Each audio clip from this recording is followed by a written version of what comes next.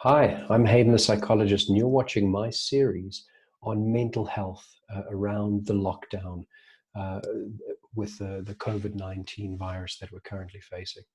Today, I'm going to focus on the emotional impact of the context that we find ourselves and really how to assist one another on that level. Essentially, if we look at it, the world is going through something so unique.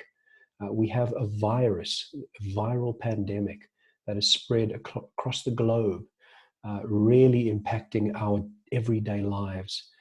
Social distancing, lockdown, being unable to engage in the way that we normally would. Such a huge shift. And for many, in fact, all of us, having some form of impact and emotional experience about what is happening. For many people, there is a huge feeling of fear, a feeling of uncertainty, not knowing whether we are at risk, whether we are at danger, whether our loved ones are in danger, or what will come of us after the lockdown. Will we have job security? What will the world look like? There is a large amount of fear and worry around it, and I can truly understand it. Really scary time, a lot of unknown. There's obviously also some experience of a bit of a surreal, as if this is a bit of a dream. It's so peculiar. Now, on that level, I want to speak a bit today. All of these emotions and any other ones that you may be experiencing. Of course, it is almost, I'm sure, a bit like a roller coaster at this stage. All of that in line, whenever we experience something, it has a emotional impact within us of our experience.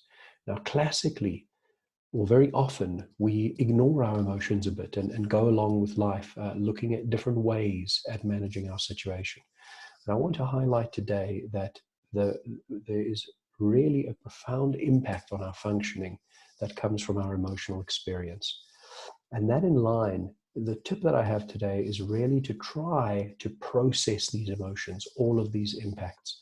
When I say process, how we facilitate the processing of emotions is actually the rules of emotions are, if we acknowledge an emotion, then it subsides. It allows us to process it and release it. And this can be done, perhaps a tip, within relationships, within interaction, that we experience closeness and understanding. So if you share what the impact is on you, or I've felt this thing has really scared me, whatever the impact is for you, if you share that with somebody that listens, that really hears you, you will allow yourself and your mind to start to process all of those impacts. If you cannot share it with somebody, and I would also suggest hearing them, in that way you both get assistance. If you cannot do that, my suggestion then is to perhaps write it down.